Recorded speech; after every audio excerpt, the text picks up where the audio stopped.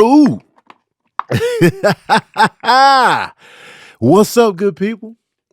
It's time for another session of that verbal cardio, man. We back. We back in business, man. It's another glorious week. We alive. You know why I'm alive? This. This is why I'm alive. Single-handedly, this is why I'm alive. Water. This is single. How many things you can look at in life and be like, yo, that is the reason I exist? You can look at your parents. Oh, snap. Oh, snap. You can look at your parents. Hopefully, if they still alive, you can look at your parents and be like, that's why I exist. But then you got to keep going back. You got to keep going back. You got to keep going. They exist because they exist. And then it's just a never-ending chain. But this right here, it's a simpler way. You can look at water and be like, yo, that's why I'm here. This is why we all exist. You can look at an animal. You can look at yourself. You can look at any person on the street, anybody, and be like, yo, they exist because this. It's as simple as that. We all here because water is here. We ain't got no water. We ain't here. It's as simple as that. It's simple, man. And I want you putting that in your body. Why would you not put the essence of life back into your body? Why would you not do that? Why is it such a task? Why is it such a chore for you to put the essence of life back into your body? It don't make sense. It don't make sense to me when people be like, I just can't really drink water. You can't drink the essence of life? You know how dumb you sound? You can't drink the essence of life. You sound suicidal. You sound like you ready to end it all. You sound like you just not in on this life tip. When you really think about the essence of what water is, it's like, really, dog? Should it be called the essence of life? Do we need to change the name to essence of life? Will that make you get in on it? Will that make you drink it more often? Not no 16 ounces a day, man. That's nothing. You're like, yo, man, hey, man, toss me that essence of life. You see how that sound? Yo, let's go grab a couple of essence of life. Oh, essence of life? Sure. May I interest you in essence of life? Yes. I'll take the essence of life. You taking it. You drinking it. Yo, let's meet up for a couple of essence of life. I'm like, oh, that sounds like a good time. We need to change the name because y'all not respecting water enough. Water is just, it's too mundane for you. You think you're better than water. You're overlooking it. You're mistreating it. You're taking it for granted. I'm about to go here in this bathroom and get some of this essence of life. Clean my body off with the essence of life. You change the language, you change the outlook, you change the movement on it, you change the patterns. What's up, Sabrina? You changing the patterns. That's all I got to say. That's my co-host, man, the essence of life. Shout out to Amir on the ones and twos in here, and we in here, man. I had a great trip to Seattle this weekend. It was fantastic. It was what I needed. It was what I needed. I haven't taken a trip all of 2024 so far. This is my first trip. Now, I did go to Mexico City, but that was for work, so it don't really count. And I doo-dooed on myself in Mexico City. So we're gonna take that trip off the board. We're gonna take Mexico City off the table. This trip is the trip. It's the first trip of the year. I didn't doo-doo on myself. You know what I'm saying? Seattle is killing Mexico City as a trip, as a quest, as a somewhere to go. I just want to put that out there. This trip was amazing. This was everything I needed. It was fantastic. I was in that train before I even continue on about the trip.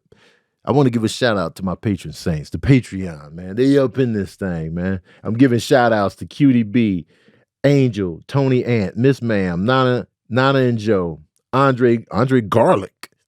I can taste your name right now. Zakia, Stonyface, Savants, P-Pie, Sharon McD, Marie, 2 Chelsea, Ryan, Keisha Clark, Styler, Casey, Sherry Tucker, Salim, Miss Ma'am, I already gave you a shout out. Courtney Davis, Tony Ann as always, Autumn Leaves, Stony Face Entertainment, Zakia, Tanisha, Keisha, Bilal C, Miss Renee, Cutie B, Cafe Olay, King Julius D, Bundy McBuckets, Cat 87, Oscar R, Allison H, Amy Marchand, Candid Cammy, man, Enigma. I want to give a shout out to Lana, Jonas Cannon.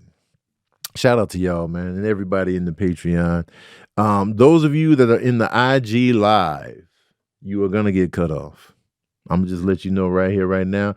The people in the patron sainthood and the Chatsworth, they want y'all gone right now. For those of you that are just listening to the podcast, I got my IG live rolling right now, but they're gonna get cut off.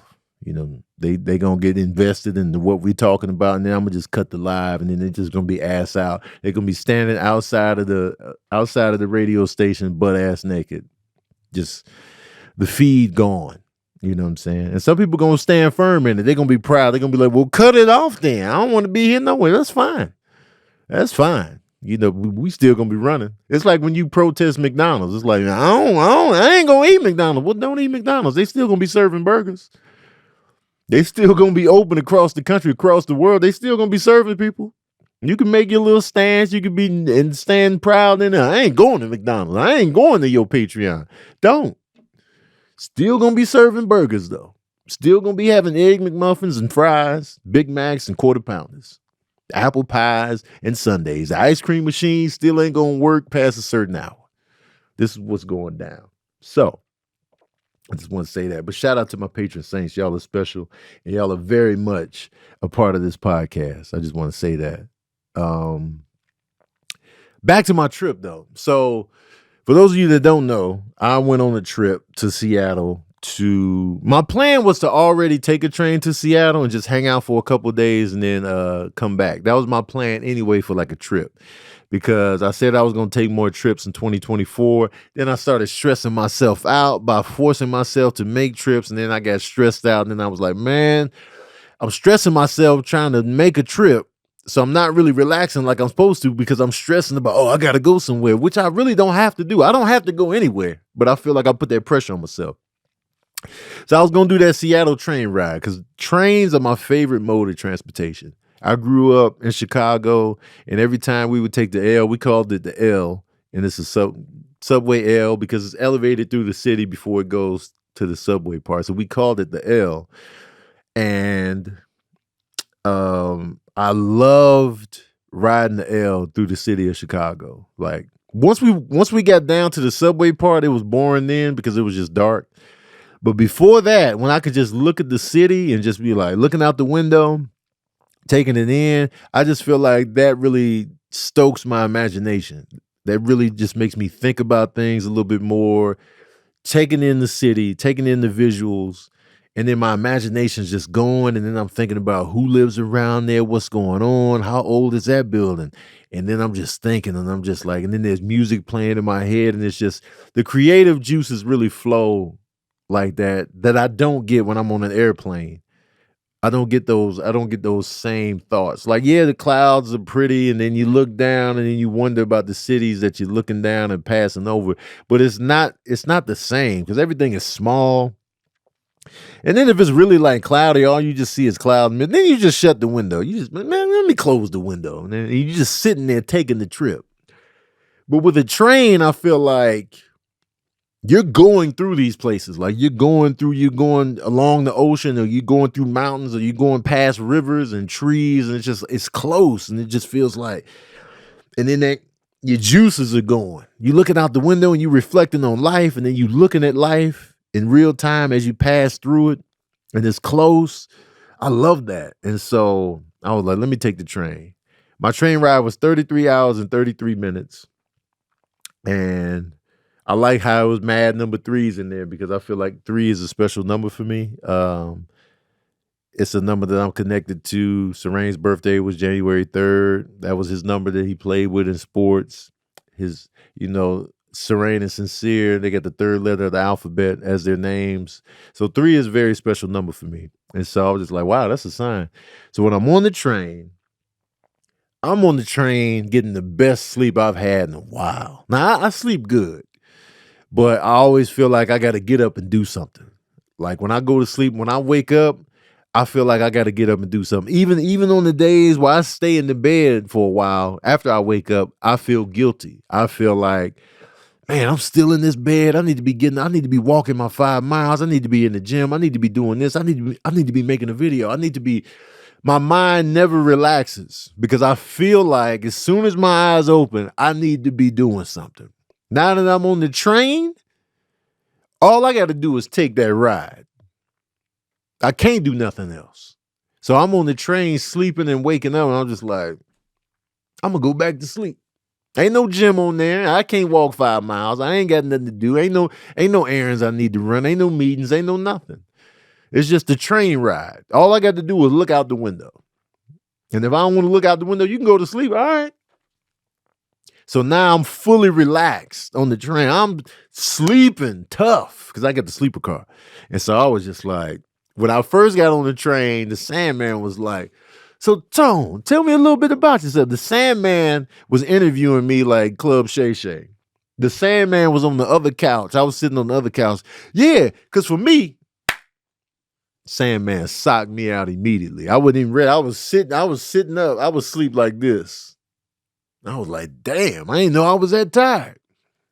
The Sandman had me on Club Shay Shay. So I was like, whoa, I didn't know I was that tired. The Sandman was like, I knew the whole time, Tone. Sprinkled that little sleep sand in my eyeball crevices. I was out of here. So I woke back up, and then I was up. Then I went to sleep again shortly thereafter. Sincere and his girlfriend, Monica, got on the same train I was on about 11 hours into my trip. They got on the same train I was on up in Emeryville, California. So I went all the way over there to where they were on the train. And even in coach, I don't know if you've ever ridden the Amtrak before. It's not like when you're in coach, it's not like airplane coach. Airplane coach, we knees to back. We knees to back on an airplane. When you in coach, we knees to whatever airline you want to say, we knees to back. You know what I mean? So it's tight, especially if you tall. Like I'm 6'2", so leg room. If I'm not in the exit row, I feel like I'm crammed in a cabinet that got too much shit in it. I feel like I'm just crammed. And so the Amtrak is not like that. Like even in coach, you got that leg room. Like when I was walking through there, I was like, man, y'all, this room is comfortable. It's more comfortable on the train, even in coach. And you can walk around, you can get up, you can go to the dining car, you can go to the little snack bar, you can go to the observation car. Like you can just move around, like you can leave and come back and be like, and parents be like, if they ride with their kids, they be like, where you coming from? Oh, we was in the snack car, we was in the dining car. Like the kids can leave and come back. Like airplane, where you going? Where you going? You ain't going nowhere but to the bathroom. And then after that, sit your motherfucking ass down. Sit your ass down. Don't nobody want to see a lot of moving on the flight, man. Sit down. I hate it when people be moving a lot on the plane, man. We just took off. Where you going? You want us to see your outfit? Sit down. Why you going to the bathroom, man? You had the whole airport at your disposal to go to the bathroom. Why you wait till we take flight on this cramped situation to get your ass up and move around? The flight attendant's trying to do their damn job. Here you go with the weak bladder. Sit down. It's not even a long flight. We on an hour flight. You moving around, going to the bathroom. Sit your motherfucking ass down. That's why I pick window seats, man. I'm not getting up. When I'm on a flight, I'm not getting up. Unless it's a long flight, like international, get up. I get it. You know, these are maximum hours. But if it's a short flight, sit your ass down. Go to the bathroom in advance. Now, if you almost just miss your flight, all right, obviously you get a pass. But the vast majority, man, as soon as we take off, here you go. Roaming around, going to the bathroom. I'll be like, man, Sit down. But on the train, you can move about, you can walk around, you could disappear for a while. I'd be like, you were gone for a long time. I was in the observation car reflecting on life. They got a whole observation car where you sit in there and the windows are more expanded, so they go up a little bit so you can really like see the ride. You can just sit in there in the dark, you can sit in there in the day, whenever, and just sit in there. And like the natural light is coming in. You can just sit in there. You can do work on your little laptop or whatever. You can sit in the not the dining car that has the dinner, but they got the other dining car where they got tables. You can play cards. You can play Uno. You got a whole table. You can just do stuff on the train. So that's why I'm just like, man, that's my favorite mode of transportation. As many flights as I take, I can't wait to. When I flew back from Seattle, I was like, man, I was just sitting in my seat. I was like, this sucks. Even though it's quick, of course it's going to be a quicker trip because it's just direct. But I was just like, give me the train back, man. Give me the train mobility with the plane speed. That'd be fire.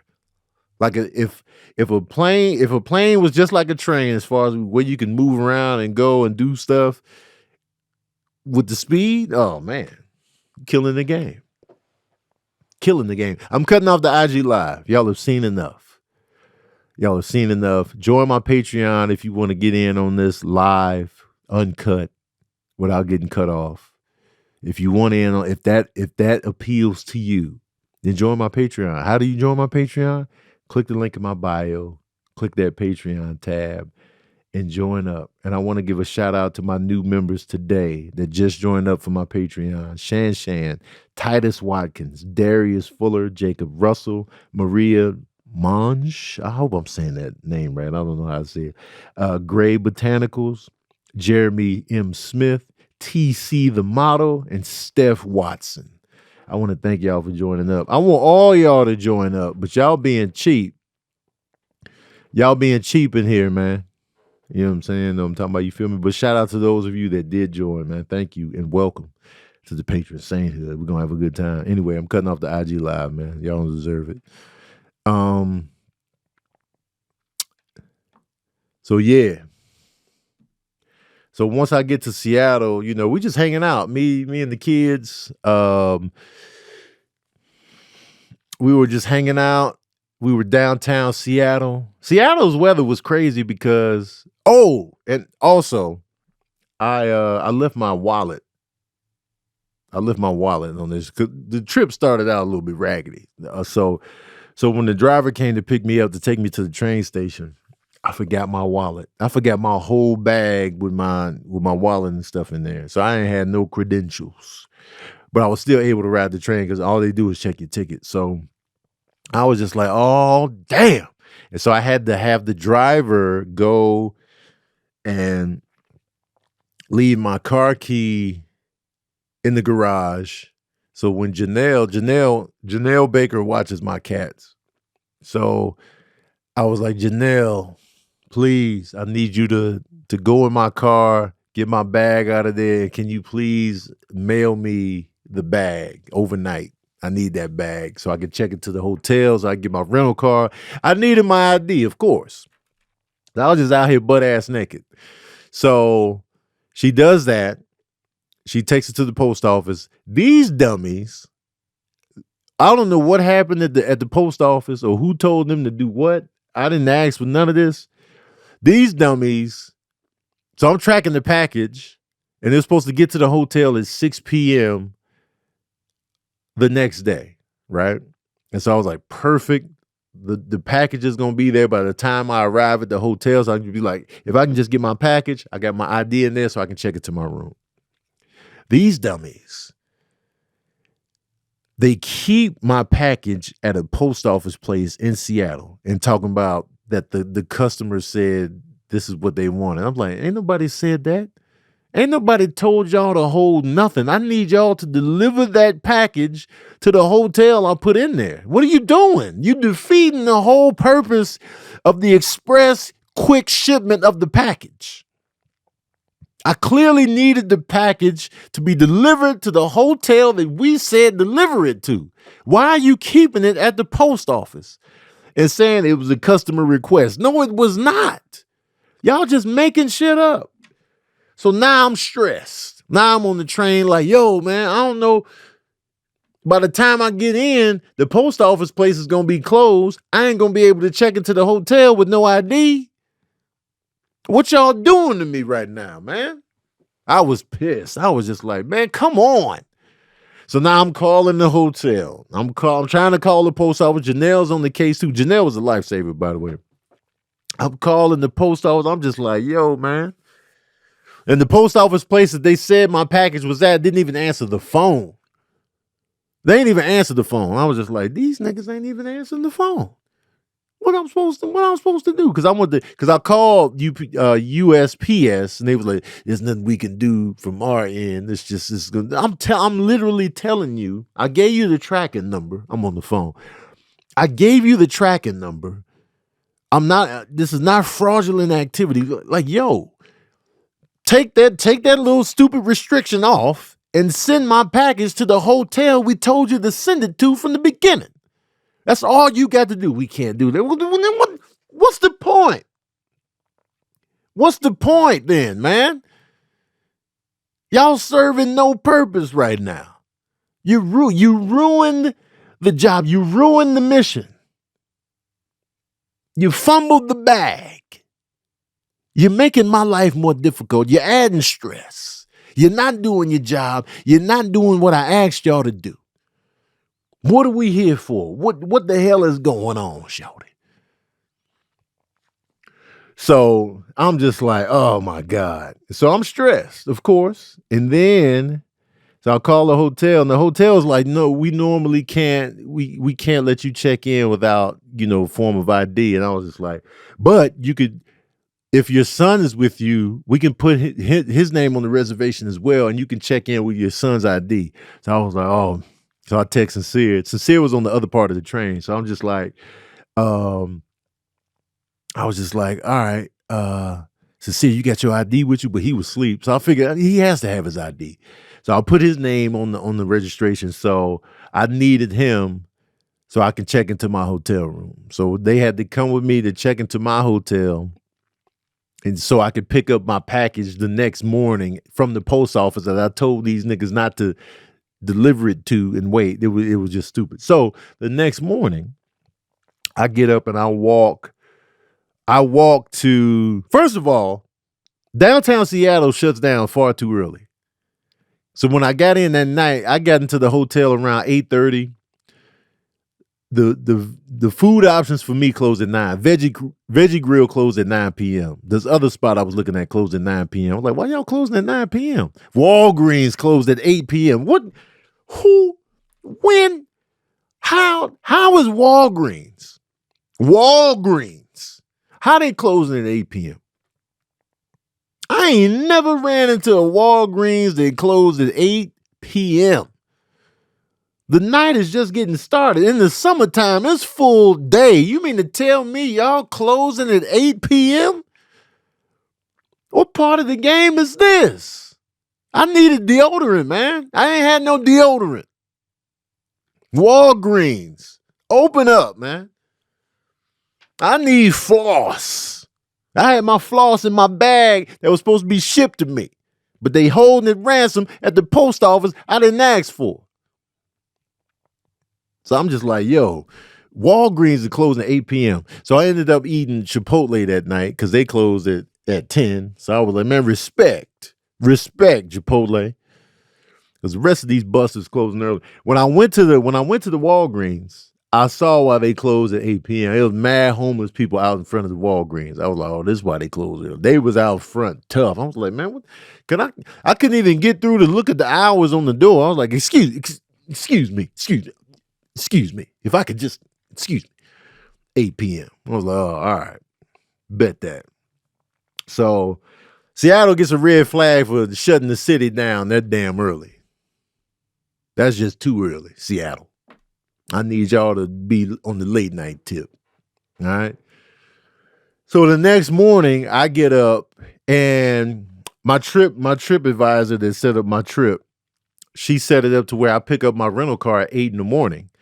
And I was like, so I had to call Enterprise and be like, yo, I'm waiting to get a package. My ID is in there, so I can't come at 8. So I was just giving them the window, like, so I probably won't be there till around 9:15 or so to pick up the rental car. He's like, there's no problem. All right, so cool. Enterprise wasn't tripping. So I walked to that post office. They said my bag was at.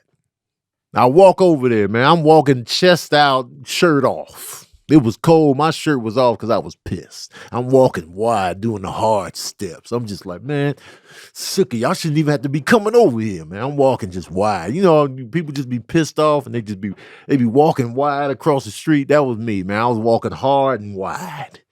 You know what I'm saying? I get to the post office place. Dude in there just giving me the bare minimum on customer service. He had zero friendliness. It was, well, what's the name on the package? Man, hey, don't be giving me no attitude. Because if you want to take it there, I'm already ready for it. I'm in here with an attitude off top. I shouldn't even be in this goddamn place because they didn't follow directions. So don't give me no attitude. You're going to give me some friendly customer service. I need to see your teeth showing, sir. I don't like your energy. I'm already coming in energy on E off the top, opening credits, my energy trash. I'm walking in. You better shift my energy for the better. That's what I want from you, sir. Don't be giving me no attitude. All right? My name is this. Go back there and look. Attitude McGee. Then he come back. I ain't seen that. Well, let me give you the tracking number, which I tried to give you before you gave me the attitude asking me what the name was on the package. Because it was supposed to be delivered to the hotel I was staying at. So now he like, I mean, once he went back there and saw that the package wasn't back there, he got a little nicer for some reason. I don't know if he was reading my energy, but I was like, I was ready for the smoke. I was ready for 6 packs a day. I was ready for choo-choo train smoke, all the smoke. The Up and Smoke tour, all the Cheech and Chong movies, all the smoke. Half-Baked, I wanted all the smoke. I wanted Marlboro. I wanted Virginia Slims. I wanted Salem Lights. I wanted Newport. You know what I'm saying? I wanted all. I wanted Parliaments. I wanted weed. I wanted blunts. I wanted joints. I wanted pipe smoke. All right? I wanted smoking them there heels. So he come back up, his attitude's a little bit better. Then he hits me with, oh, they have your package at the other post office place. I'm like, the other post office place? What's it doing there? Why is it not where y'all said it was gonna be? Why move again? Why for y'all didn't answer the phone when I called yesterday, first and foremost? Why your punk ass ain't pick up the phone? And why is my package in the place that y'all said it would? Why is it at another place? Y'all didn't say, y'all said it was going to be here. Why is it not here? Why is it not at 2300 Here Avenue? Area code right here, 09. Why is it not here? Why is it not at 2305 This Destination Boulevard? Why? Why is it somewhere else? Huh? Why? That's not what you said when I tracked the package. You said it was going to be here. Right here. SWV. Right here. Be right here. Have no fear. That's what they told me. That's what SWV told me. They said, have no fear. It's going to be right here. But it wasn't. It wasn't here, was it? Now it's somewhere else. Now it's a wild goose chase. Now I feel like Tommy Lee Jones in The Fugitive. I'm just going from spot to spot, taking the L's, trying to get the package, right? I feel like Michael Jackson in the Beat It video when he was trying to look for the gang members. Every place he showed up at, they was gone. He was at the pool hall looking around. He was at the diner. Where everybody go? Where is my package? It was like I woke up with no shaft and no sack. I was just like, where is my package? So I go to the other place. Got an attitude. Attitude is on max. I'm like, man, these motherfuckers right here. I ring the doorbell. I bent my finger hard on the button press. My finger folded all the way back. They was like, ring the doorbell once and we gonna come see you. I rung that doorbell passionately. Finger folded all the way back on the press. I'm standing there for mad long. I ring the bell a second time because I'm not in the mood for this bullshit. I know you said once, but you know what else? Y'all said my package was gonna be somewhere that it wasn't. So we tit for tat. Y'all not gonna follow directions? I'm not gonna follow directions. I'm petty like that, man. Tit for tat. I ring the doorbell again, finger folded all the way back. Dude comes around the corner. Hey, wait. Oh, yo, I was just watching you. He was a fan. Just diminished my whole attitude. My whole energy had to shift because he was a fan. I was ready to let loose on this cat. He came around that corner. Did you ring the doorbell? Yeah, I rang the goddamn doorbell. Yo, I was just watching you, man. What you doing? And I was like, oh, he's a fan. Had to switch my whole energy. I refuse to give a fan attitude. I can't do it. I can't do it. As mad as I was like, what's up, man? Fighting for my life internally. But giving him good energy. Because I'm like, yo, he's a fan. I can't give him the attitude. I told him, you know, what was up and why I was there. He went back there and got the package and he came back. He came back with the goods. Changed my whole day after that. I was just like, you know what, man, life is good. I got my purse. Then I showed him my ID within the purse for good measure. Cause he said, normally we check ID when you pick up a package. Cause what if he was like, yo, man, I need to see some ID. My ID is in the package. Sure it is, buddy. Sure, your ID is in the package.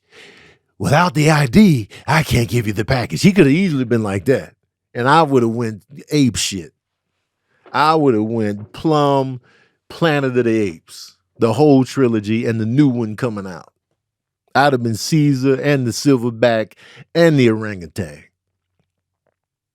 But I was good. After that, I was good to go, man. I was like, you know what, man? Life is good. I got in the car. I went back to the hotel. I went to the car rental place. They knew who I was up in there. Some young dudes elevated my spirit even more. And then after that, the trip was a breeze. It was a great time.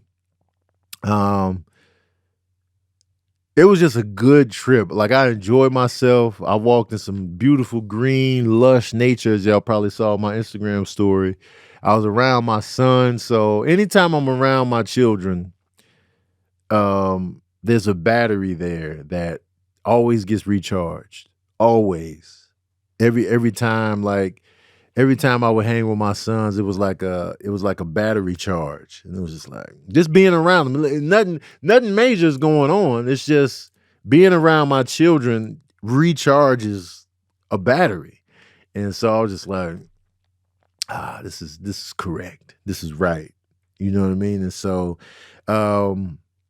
we went to Sincere showing of his documentary at the Seattle Black Film Festival.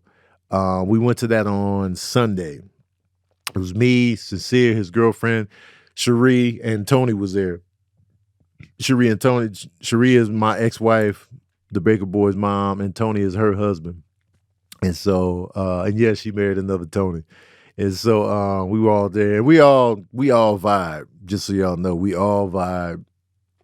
It's always a good time with us. And so we were there for it. And the thing about Sincere's pocket of the film festival, so the way they had it set up, they have it like in sections. So Sincere was in a section to where it was a documentary called Clean Slate about people, it was about people getting their records expunged. And then another documentary that I guess Netflix produced called Daughters. It was about a daddy-daughter dance situation for inmates and their daughters. And this was a long documentary. This was a long documentary. I was like, man, this is a full-length feature film here. When I tell you, Daughters had us in there like, come on, man. I was wet in the face. I was like, bruh, why they put this in here with it was, if you ever come across a Daughters documentary, it is heartbreaking, man. It's like seeing, because they put real, like they shot this documentary over time, because it was like 3 years later. I'm just like, yo, they really went in on this documentary. And so just seeing the perspective of inmates and their relationships with their daughters, like young daughters, that from the ages of like 5 all the way up to like 15.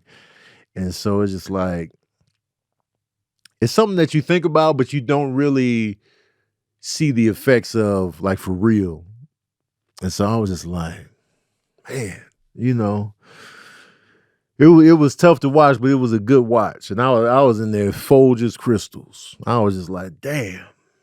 You know what I'm saying? And then after that one, they showed Sincere's documentary, Unlocked. And his documentary is about dreadlocks and how, people maintain their dreadlocks, why they have them, what their dreadlocks mean to them.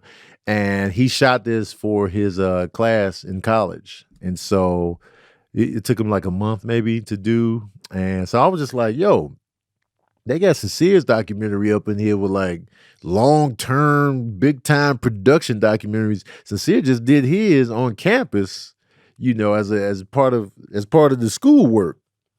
So I thought that was dope. I thought it was like, yo, Sincere did this rushing against the clock, trying to finish this up, for his semester. And I was just like, yo, they had yours in here with some heavy hitters, but his was dope because it was kind of like a palate cleanser, because we had watched Clean Slate was about people getting their record expunged. And then the next one was about, inmates connecting with their daughters. So that was heavy. So then we got Sincere's documentary, which was a nice little palate cleanser. It was just like, oh man, they just taking care of their hair and what it means to them. I was like, it wasn't heavy at all. It was light. It was informative. It was just like, wow, I wish I had hair. And so it was a night. And then the documentary after that was about prison again. It was about the situations inmates were going through in San Quentin, what they went through during the pandemic, and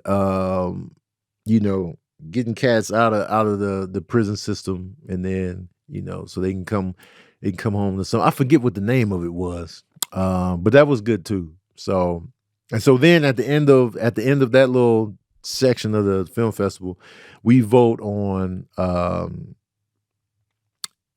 the documentaries that we watch, and of course, we're gonna ride for Sincere. But I had to give Daughters this credit too. I was just like, man, Daughters had me hemmed up, and so it was dope. It was a little light though. It was like that film festival was light. And I was like, where everybody at? You know what I'm saying?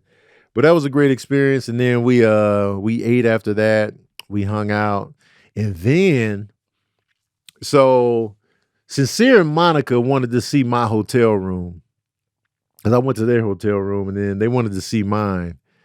And so I picked them up and we went over there after we had ice cream. I did have some ice cream. I know I haven't been doing sweets, but I was like, since I'm in Seattle, I'm hanging with the boy, let me get some ice cream. It was some vegan ice cream. It was called blueberry cake or something like that. So I take them to my hotel. We looking around, showing them around. We going to different floors and stuff. The hotel was strict though. It was like, I showed them the spa, I showed them the sauna and the steam room, the gym. But this hotel was strict. It was like, you need a key to go to most floors. And like, if your room key, you can't go to floors that your room key is not attached to. Like my hotel room was on the 10th floor. I can't go to the 9th or the 8th or the 7th floor, even with the key. They like, yo, man, your room on the 10th floor, you ain't got no business on them other floors. Go to your damn room and hush. I was like, damn, y'all not playing in this hotel. It's secure. That hotel was secure. You can only go down to the bottom floor, and that's it. Everything else, you needed a key. You needed a key to get to the spa floor. You needed a key to get to the meeting rooms. But if you want to go to a random floor with just rooms, nah, man. Nope. Your key is for 10. Why are you pressing 7? No. I was like, damn. All right. So I showed them my hotel room. They in there. So we not done with each other, man. We still want to hang out. It was me, Sincere, and Monica. So I was like, yo, let's go to Bellevue. I wanted to show y'all Bellevue anyway, because it was late. It wasn't massively late, but it was like 9 something. So we go to Bellevue. And if you're not familiar with the Seattle area, it's like a little island away. You go across the water to get to Bellevue. And it's nice. And Bellevue is attractive and just nice. Bellevue is nice. So we go over there and I'm like, yo, we over here. And it just looked like a new city. Like when the buildings look new, it's like you can lick the buildings, right? I'm like, Bill Gates lives in this area. He lives in this area. So I Googled Bill Gates' address. I was like, I want to see how he living. I want to see what neighborhood he live in. Because those Jeff Bezos, Bill Gates, they got property up in this district of the world. So I was like, I want to see what they living like. I want to see what the community look like. I want in on this. So I typed in his address, got it, got the address. And I was like, yo, let's pull up on Bill Gates' house. This is stuff I like to do. So, hey, y'all hold it down, man. Hold it down out there. So I'll pull up. Wait, hold on, yo. Hey, I'm in here. Hey.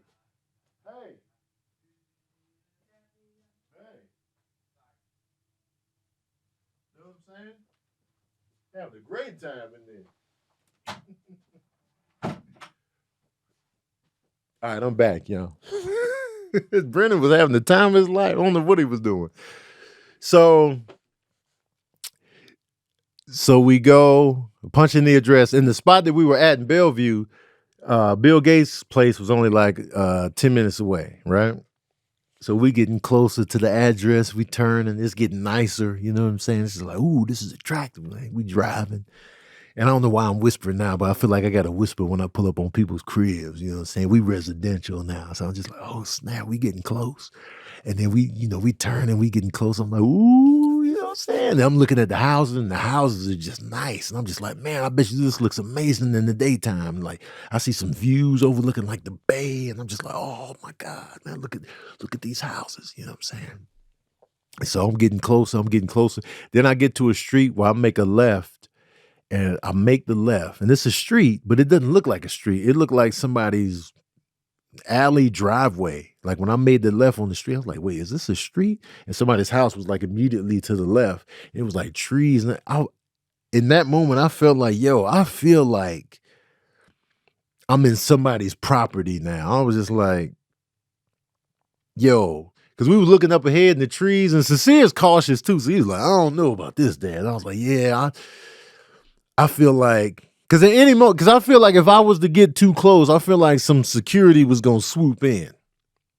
Because it was like, we ain't got no business that deep in the cut. Like, what you doing here? And it was already like 10-something p.m.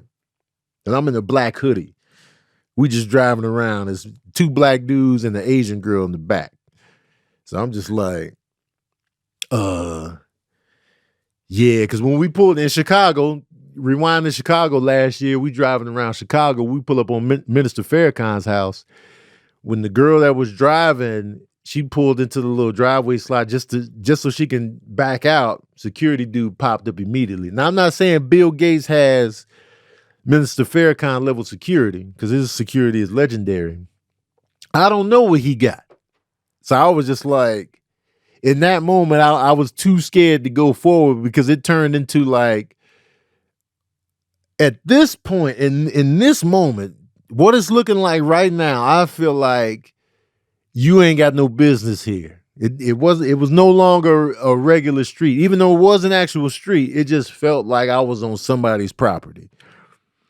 And that's when I was just like, all right, let's get the hell up out of here. I hit the reverse button. I folded. I couldn't get to his house. I punked out, man. Because I ain't want security pulling up. And he might not even have security. I don't know. Because what I imagine is he's probably got like a gate and then you got to drive some more to get to the actual. He has like a compound. And his compound is like right at the base of like the cliff. So it overlooks the water. But it's like, I wanted to get in there and just, I wanted to see what his $150 million house looked like, man. His house is worth $150-something million. When he originally constructed it, it was worth like 60-something. It took like 60-something million to build, but now the value has gone up to $150-something million. Because I watched a YouTube video of his house after I attempted to go look at it, and I was just like, his gym in that house is the size of it's 100 feet less. 100 square feet less than my whole house. His gym is 2,500 square feet. My house is 26. His gym is the size of the crib I live in. He probably don't even, it look like he don't even be in there. When I look at Bill Gates, I don't be thinking gym. If anything, he'll just do some cardio and hush. Just his gym is 2,500 square feet.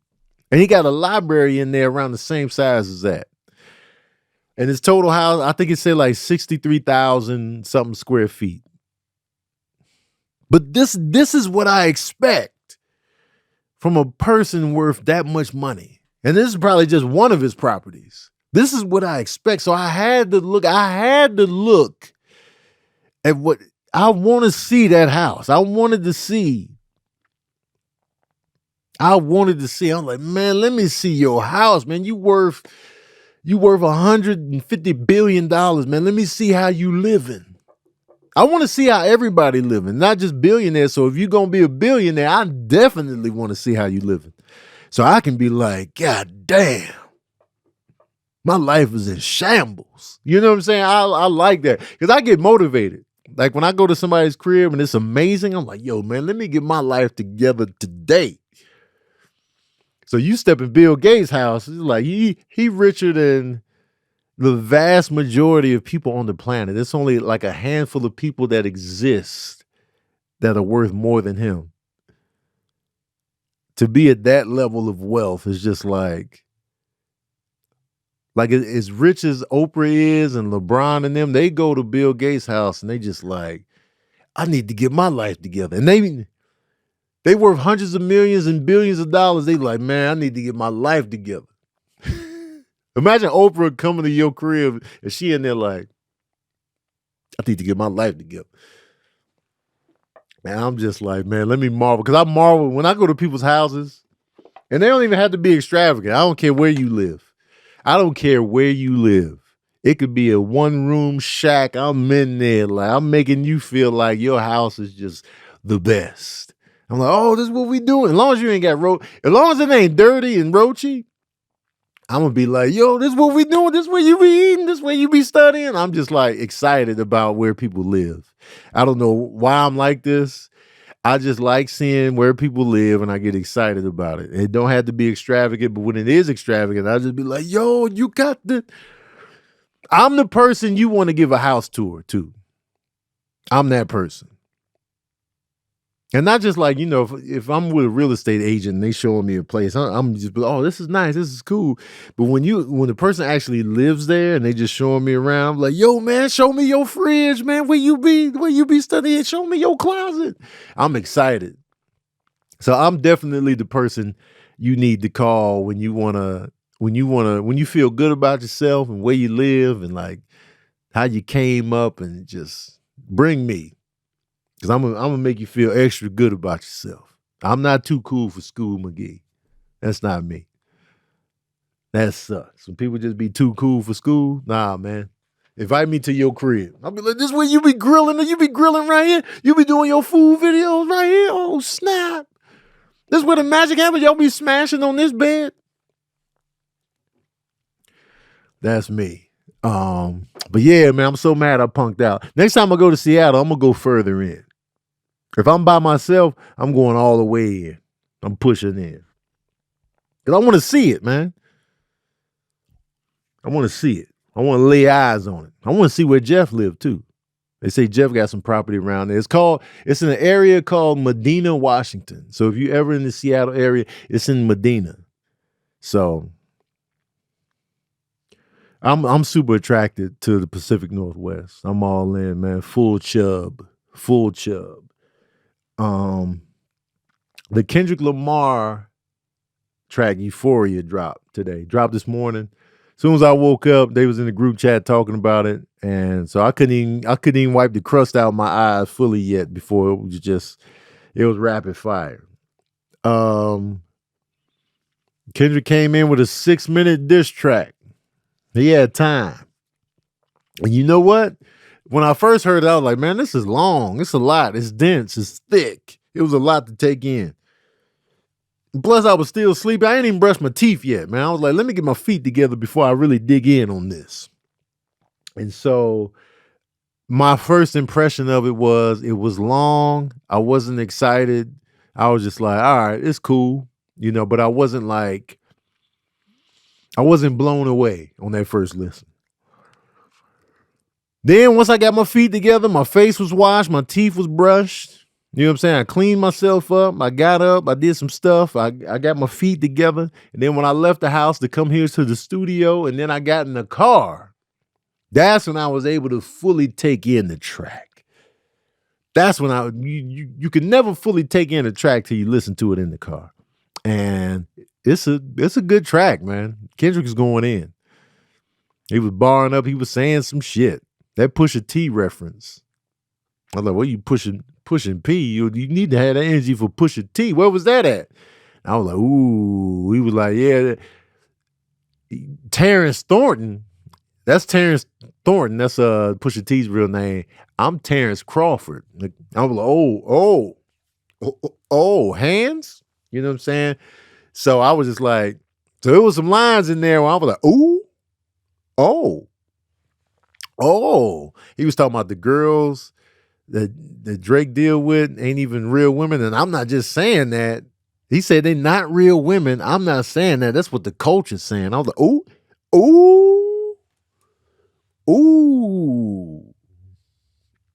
I was like, ooh.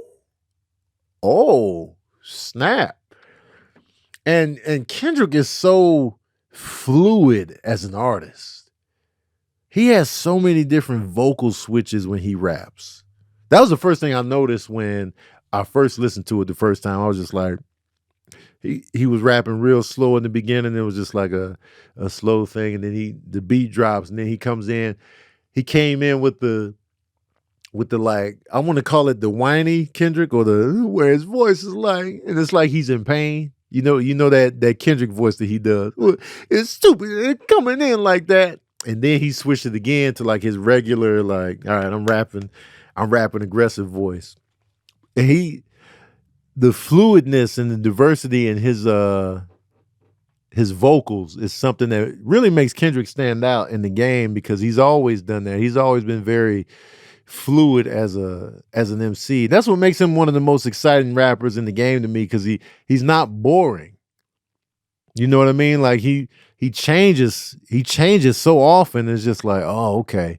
And so I feel like he brought that to this track. And I was just like, man, And so it's a lot in there. Now I've only listened to the song twice now. So I'm just giving this off of a couple listens, but on that second listen, I was like, oh, this is good. This is good. I don't know how long I'm gonna live with this track. Like even with the Drake disses that came out already, the AI one and the one before that with the push-ups. I haven't listened to those songs this week at all. Like I haven't revisited anything. I don't really listen to Like That a lot. That was the initial Kendrick Lamar and Metro Boomin and Future track. I don't really listen to that either. I listen to 7 Minute Drill probably the most out of anything so far. Even though I wasn't crazy about 7 Minute Drill, I still listen to that more than the other stuff. And so I don't know how long this is going to play. Because, like, you know, when Infrared came out by Pusha T, I listened to that a lot. Like, I listened to Infrared a lot. Like, I kept coming back to that track because the beat was so good. And it was just like, Infrared is a dope track. And then when Drake fired back with the Duppy freestyle, I listened to it a few times, but I didn't really keep coming back to it. Mainly because Drake was dissing Kanye too much. I was like, nah, man, Drake, focus on the dude shooting at you directly. To me, Kanye West is an easy target. I feel like Kanye West is an easy target for a rapper. And so when people be coming at Kanye, I just be like, I mean, you know what I'm saying? He's just an easy target. And I'm not saying that he's a subpar rapper or anything like that. That's not what I'm getting at. I'm just getting at there's so much ammunition that you can use against Kanye West. It's an easy fight. It's an easy fight because there's so much ammunition. He's low-hanging fruit. Exactly, Damon. He's low-hanging fruit. And so when people come at Kanye, it's just like, oh man, yeah, that's easy work. So then when Pusha T fired back with the story of Adnan, I listened to that a lot. I was just like, yo, this track is crazy. On first listen, my eyeballs was like, well, damn, that track immediately hit me in the mouth. I was just like, damn. I was cross-eyed. So I've been waiting for that feeling with tracks again. You know what I mean? But this Kendrick track, I'm gonna listen to it a few more times for sure, just so I can take everything in. But it's a good fire back. So I'm curious to know what Drake's next move is, because Drake gonna have to move after this. He gonna have to do something. You can't let a track like this ride. So I'm just looking forward to the back and forth.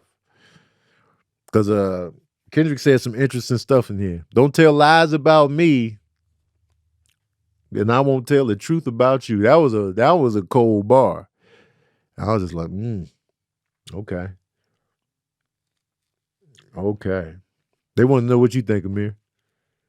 They want you to weigh in. Let's go. I'm just here for the bars, man. Mm-hmm. I don't have a side. I like what Kendrick did. I knew he was gonna do it eventually. Yeah. Was I expecting it on a Tuesday? Not at all. I didn't expect it on Tuesday morning. I literally woke up and I was like, I had to wake my girl up. Like, Kendrick responded.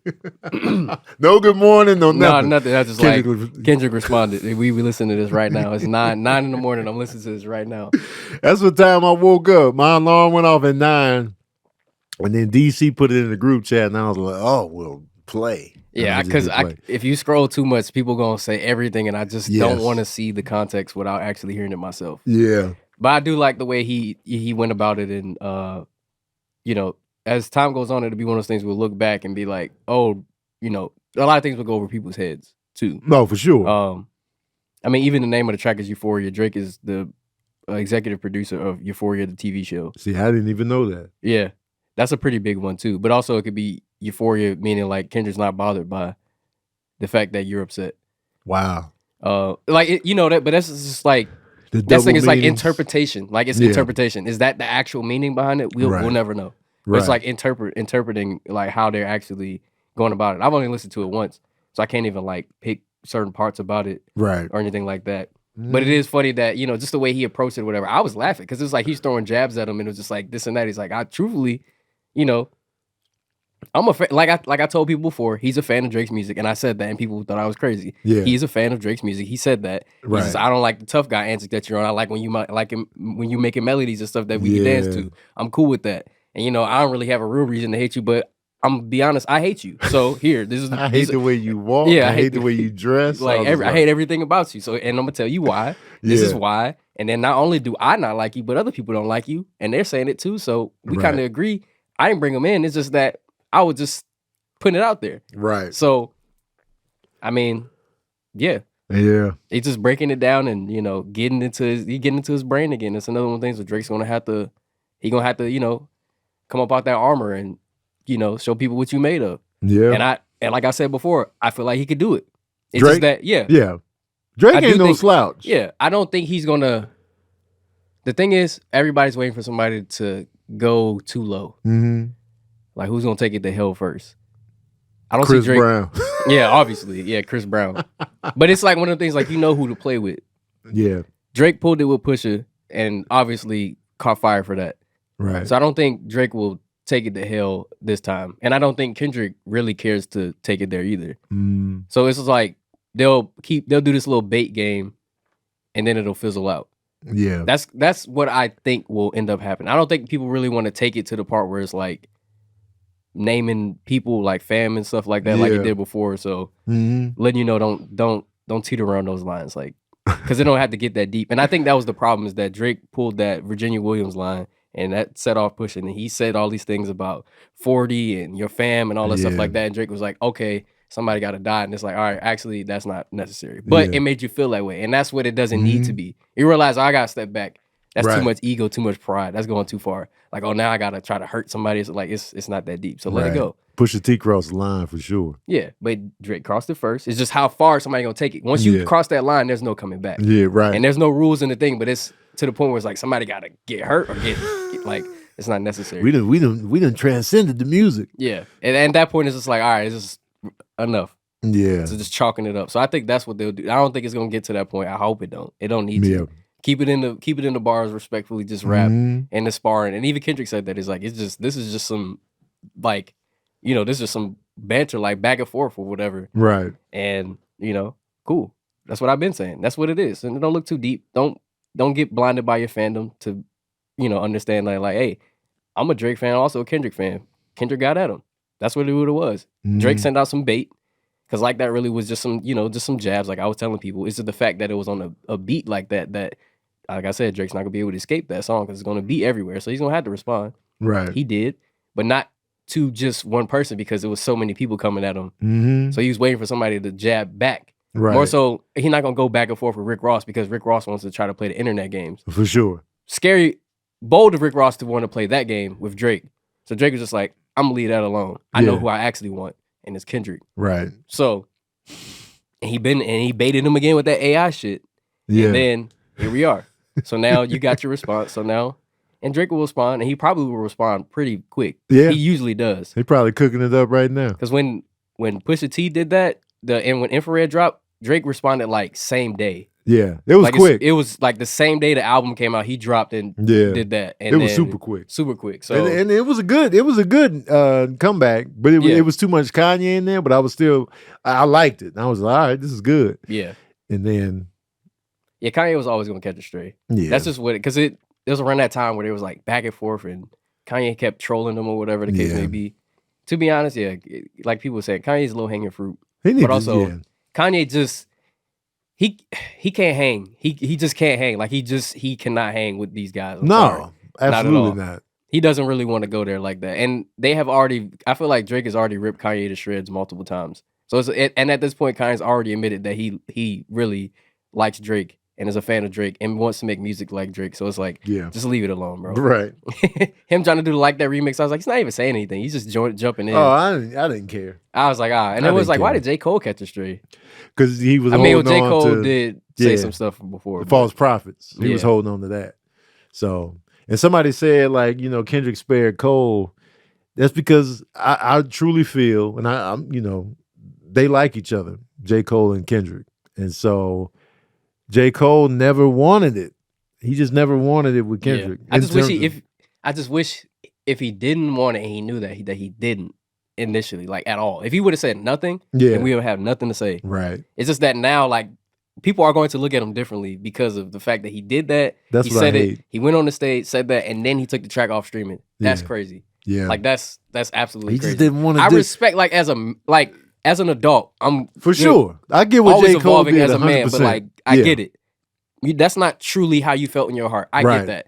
Mm-hmm. As like I said, like as a man, growth, maturity. That's mature as hell. Right. I get that. I applaud you for that. As a fan of rap, what the hell are you doing? Oh, for sure. Like as fans, we was like, no. Like as a man, yes.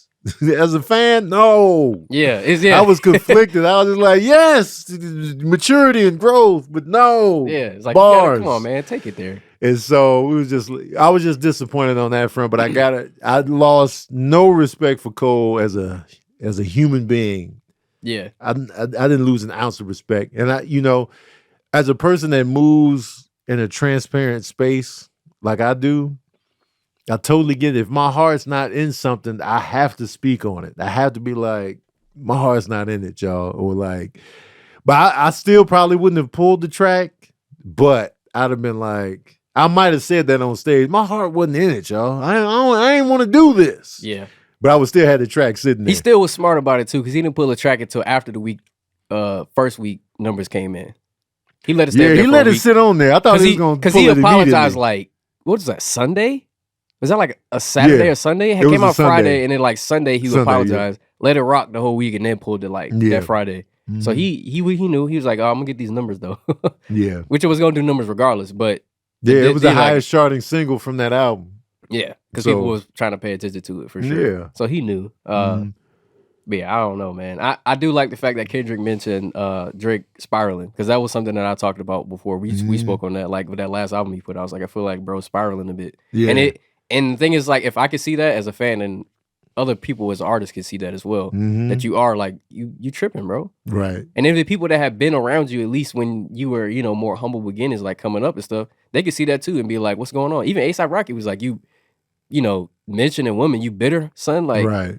They know, bro. Everybody knows. Right. That's why it's so easy to attack you, because we know that you're like pending on a downfall. Mm-hmm. But it's all gonna like implode on yourself. We don't have to go too crazy on you. It'll come from the inside, because we know that Drake's whole thing was he wanted to be accepted. We knew that. Right. The rap heads were not fucking with Drake at all when he first came out. Yeah. He had to prove himself. Mm-hmm. And he was using other people to get that credit. Which that credibility. In the track too, working with black artists. Yeah. Which I get, but the thing is, like, Drake is the thing was like people ain't want to give him credit because of how he was like approaching the rap, but he always could rap, and he was a rap fan, and I'm not gonna ever say anything different. Dude's a rap fan. He's a rap like historian. He once you know Lil Brother, once you know about Lil Brother, yeah. I was just like, all right, Drake really be in the crates. Yeah. Like, you really in the backpacks. Okay. Yeah. All of the stuff before, like, he even got famous was, like, real rap heavy kind of stuff or whatever. Like, he studied this stuff. He was like, I want to be a rapper, and he actually put his time in to actually craft it. And that is a level of respect that I give him, because most people won't do that nowadays. Yeah. So I give him that. He's not BSing, which is why people say he can't rap. I was like, that's not true. We've seen when people say Drake can't rap, I'll be like, you lose credibility with me. In terms of, if you say Drake can't rap, I'll be like, we ain't got nothing to talk about, because he can clearly rap. Yeah. I remember when Drake was blowing up and Best I Ever Had was on the radio, and then we found out that he signed to Young Money. My dad was so mad, because he was like, he's like, I get what he's trying to get at, but Kanye made it cool to be like just a regular dude. Yeah. He already pushed that. We got Lupe, we got Kanye. Like, it's already cool to be a regular guy. Right. So you don't have to necessarily sign your life away to try to push this credibility, but he wanted it so bad. Yeah. And then he, and that helped his career, obviously, being signed to Young Money. I didn't want him to sign with Young Money either. Man, you were already huge. You had, that song was #2 on Billboard. Yeah. Just off the strength of people liking what it was. Right. It was like he was rap singing on a boom bap like beat. That's kind of different. Right. For 2009. Mm-hmm. So I get it, but it was just like, and then, like I said, his whole thing was like wanting to be accepted. So people wasn't really rocking with him. He would always have a chip on his shoulder with that. Right. People didn't give Drake credit for like being a good rapper until like 2015 or 2014 probably. Damn. He was already how many projects in by then? He already had 3 albums. Like nothing was the same. Nothing was the same. Take Care, even then, it was too sing-songy. Yep. I mean, it came out and everybody knew like this is a shift in what this rap world will be, essentially. Right. just sonically, that's what it was. He's pushing the Toronto sound. Like everybody is hip. And then when Nothing Was the Same came out, they was like, blah, blah. And this was things was heating up because Kendrick had already dropped the Control verse that came out beforehand. Right. And here's Drake, going at him like, they doing like the Cold War kind of thing or whatever. Yeah. But then when Tuscan Leather came on, he was like, I'm showing you 7 minutes, I'm rapping. Right. What else you gonna say? Like, I'm like, that's my favorite Drake album. I can see why. Yeah, that's my favorite. That's my favorite one. So Far Gone is the one, but like an actual album, Nothing Was the Same is my favorite. Yeah. That's easily my most listened to from top to bottom Drake project. Yeah, long term. Yeah. Is Nothing Was the Same. I just want Drake to do a full rap album. No that would singing. Make me happy. Yeah. No, like you could sing on the hooks and stuff. I'm surprised he hasn't done it. I know in the interview one time he said, my goal is to be like Marvin Gaye. He said that. He was just like, I wasn't looking for that. My goal was to be like Marvin Gaye. So I was like, oh, he wanted to be R&B. So then once he said that, I was like, oh, well, we might not ever get a full rap album from him. I've already like written it off, but yeah. I would like to hear that. Yeah. All raps. Just the little bonus thing that he dropped for like the deluxe or whatever for All the Dogs, where he just decided to throw like 6 more tracks on it and it was just all raps. And I was like, exactly. Yeah. Like this is what we've been asking for 20 years or whatever. Like this is what we want. Like finally. I'm gonna just get y'all a sample platter, make it up my back. Yeah, it's a little too late for that. But Kendrick got at him. We'll have to see how Drake responds. I don't even know. Like the way Kendrick went at it was like I expected him to dissect it that way, the way he does, because that's just who he is. He's gonna break it down. Right. He's gonna dissect it. He's gonna take it there. Right. 6 minutes plus is crazy. That's a long time. But it's all smoke for just Drake. So the whole thing is focused on him. So that's what's gonna make it be like, all right. And then Drake will probably do something similar, say something. I don't know what he can unnecessarily attack though. I don't know how you attack somebody like Kendrick. He doesn't, unless you come in with some insider information, because Kendrick is already so, he's pretty much a mystery. Like, he stays out the way. Yeah. He comes in, he does his tours, he does his album rollout, he does a fire show, he wins all the awards, and then he dips off. Yeah. He's like low key. So it's like, from a weaponry standpoint, we don't hear about Kendrick and women. We don't hear about, him having issues with other rappers like that. So it's not a lot of like targets to go after as far as Kendrick and what he's about and what he's done and what he's been through. So you just like, shoot, how do I approach this? Like Drake has a lot of stuff you can pick from. Yeah. He's low key in that Kanye conversation of just like an easy target. Yeah. He is. But he's always been. That's the thing. But he leaned so far into it that's also his downfall too. Mm-hmm. He never grew up. And that's, if you look at everybody else, they're like maturing. Right. Drake is 37, but he don't be acting like he's 37. He feels out of these 3, he definitely feels the youngest. Yeah. And it's like they all of them have kids. Yeah. But the other 2 are married. They're married. They keep their kids tucked away. He's like the opposite. He had a kid with just a one night hookup, probably. Yeah. J. Cole and Kendrick, they got ties to their women. Been together for a long time. Yeah. So it's Drake a different family structure over there. Yeah, and their music is maturing. Drake's music doesn't mature. Right. It's very everyday. Mm-hmm. But that's how that's his approach too. So it's like it's one of those things. It's like, I can't ever count Drake out because he's calculated in the shit that he does. He's always been extremely calculated, extremely petty. He's known how to do things to certain people and do it in a certain way. And it's just like, damn. It was like when we was like, why is Future going at Drake? And then we look back at all these other songs and it's like, what? Right. We missed that. We had no idea. Right. So it could be one of those things where it's just like he can't be subliminal with it. Like obviously he said he been waiting for him to do it. So he has something. He has something to say. And I don't necessarily think it's gonna be like a, oh my God, like world shocking kind of thing. Because I don't even suspect Kendrick to be that it would kind have of person. To be something the public is not privy to. Yeah.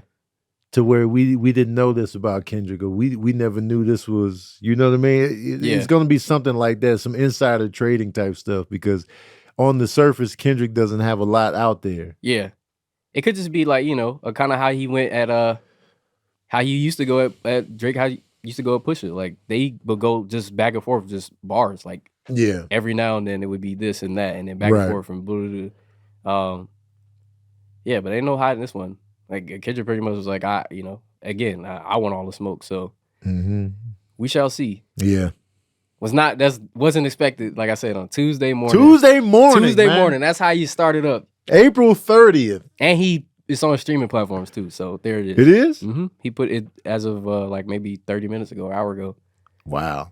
He's not playing games. It's actually out there. I think Drake's one leaked. I think it leaked. It truthfully actually leaked out first because it's not even the finished version that he put out. Got you. So it's on Apple Music right now? Yeah. Oh, snap. Okay. Yeah. Yeah. Speaking of Kendrick, PG Lang, it made me think about Taylor Swift because Drake brought up Taylor Swift with Kendrick. Taylor Swift broke some more records. Taylor Swift is just the numbers that she be doing. Like she didn't break the all-time record. Adele still holds that, but she passed NSYNC on first week joints. I still don't hold it in the same regard as how they used to do it back then when No Strings Attached came out, but how many did she do? She did, it was like 2 point something in streams, 1 point something million, or it might have even been 2 point something million in actuals. Let me look it up real quick. It's crazy because the thing about Taylor Swift, when she drops an album, the stream numbers and the actual numbers are never too far apart. Like other rappers, like when a rapper comes out and they come number one, the streams and the albums don't always match up. Oh, this is second week. Hold on, let me go to the last week. Even her second week is crazy. What? It says Billboard reported that the album sold 1.6 million equivalent units in the first day alone. What? Crazy. I'm telling you, the numbers that she is doing is just she did ridiculous. 2.61 million, including almost 2 million in pure. Man, what the? That's what I'm saying. It's like the numbers that she's doing repeatedly. Now this. She don't just be dropping an album every 4 or 5 years. She be back to back. She just dropped Midnights. What? That was 2022, right? Yeah, late 2022. And to come around on the back end in mid 2024 with another behemoth album doing these kind of numbers, it's just like, yo, Taylor Swift is just a juggernaut out here. I'm just like, man, these numbers is crazy. She got fans that actually buy her music. That's what I'm seeing. But this is like even Target confirmed that the Tortured Poets department was the largest music pre-order of all time. And that's what attributed to that. They're selling those vinyls. And when I went in Target, they were everywhere. You can't escape them. You go in right near the checkout. There they are. Okay. Right there. Yeah. But also, is this going to count as one of those double album things? Because there's like, there's 31 songs. Is it a double one? It's a double album? It's 31 songs. I don't think 31 songs will fit on Let me CD. see if they have it differentiated on, because usually if it's a double album, they have it differentiated. Because it looks like it's split. So it's the Tortured Poets department, and then the Tortured Poets department, the anthology extended track listing, and then it's 15 more songs after the first 16. Jesus. Oh yeah, because they do got two different ones. The anthology. That's why I was like, is streaming changed the way we look at the double album kind of thing? Right. Her numbers is crazy, though. This is insane. Yeah, that pure album sales, almost 2 million in pure album sales. That's crazy, though. In this day and age. That's just ridiculous. Because some people, when I look at their debut week or whatever, I look at their debut and the streams might be like, let's say the artist comes out and he's a random rapper. He might do 150,000 equivalent streams, and it'll be like 3,000 pure album sales. Like, that's a huge gap. But Taylor Swift, that gap is not huge. Even the second week, for the second week, right now, she's looking at 455,000 on the activity. 125,000 of that is pure album sales. So that's a gap, but it's still, when you compare her to other artists within the week, it's crazy. Like Future and Metro Boomin, for example, 60,000 activity, 150, not 1,000, but 150 albums. So like, you see the gap. Yeah, she got real fans, and they know how to put out that demand. Target is making bank off Taylor Swift. And Taylor Swift in the top 20 for next week, for this coming week, Taylor Swift has 1, 2, 3. She had 4 albums in the top 20. That's crazy. 4 albums in the top 20 for next week, for the upcoming week. It's just like, man, she's a vacuum of just like. I know it's like, yeah, she took over the first 14 slots on Billboard Hot 100. Yeah, she's a vacuum, dog. She taking them all. After this, though, after she drops this album, go sit down, man. Sit down for a little bit, Taylor, and let other people just eat and shine, just for a second. Just, you've done enough. Just after this, take a chill pill. Let everybody else absorb and glisten and shine. Real quick. Are the critics liking the album though? That's what I'm thinking. And if they are, because this was a critique that people were saying. It was like that people are scared to dislike Taylor Swift's music because of how crazy her fan base is, but also how much pull she has as far as like when she was on Instagram, she was like reposting the positive publications and like tagging them and stuff. Oh, so it's like how hard could he critique? Because I saw some people post some of the lyrics and being like, really? Like the people are like that are actually Taylor Swift fans being like, this isn't even that good of an album for it to be doing all the things that it is. Right. So I'm trying to think like, is it that is because if an album's selling that well, I would assume that it's met with like critical acclaim. Yeah. But we don't know in today's day and age. Like that's not always the case. No, because the reviews don't always match up with the performance. What Taylor's gonna do off the bat, she's gonna have a huge first week. Then from there, you go and see will the album have longevity. So according to Metacritic, out of 23 critic reviews, it's got a 76, which is. That's not bad. It's not bad, but it's not like, And then the there's another album here that's based on the anthology has a 69. This is based on 6 critics. So that's the second half of the album. Yeah. And one critic gave it a 10 out of 100. Pitchfork gave it a 60. A 10 out of 100. Yeah. Oh it's my in the God. red. So I feel like the critics, it seems like they're keeping it a buck. Let me see what they gave Beyonce real quick as a comparison. Let me see how they saw her Cowboy Carter album. You know what I'm talking about? You feel me? As soon as I can find this bitch. Come on, man. Just give me what I'm looking for. Cowboy Carter. Let me see what that is. Why would you just not send me to the album I punched in, man? Why I gotta do all this? Because if you look at it, it's a lot of other albums that have higher critical scores. Future, we still don't trust you. Got a 64.